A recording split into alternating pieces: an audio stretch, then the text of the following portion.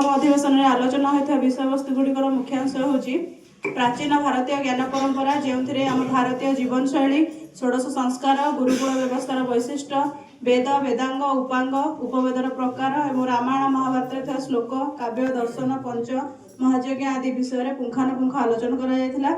यापर द्वितीय अधिवेशन में भारतीय दर्शन व्यक्तित्व सर्वांगीण और समग्र विकासर संकल्पना अथवा पंचकोशात्मक समग्र विकास उपर आलोकपात कराଯାଇଥିଲା।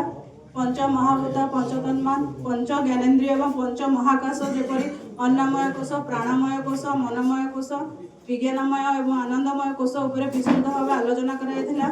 पंच महाकाशर विकासर स्वरूप कारक तत्व एवं विद्यालय यार प्रयोगर माध्यम विषय में आलोचना कराଯାଇଥିଲା।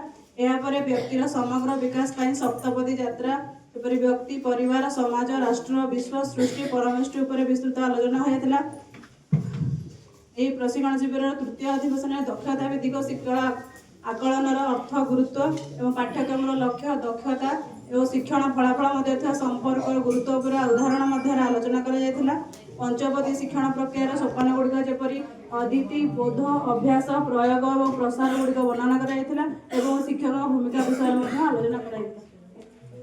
बहुत बहुत धन्यवाद।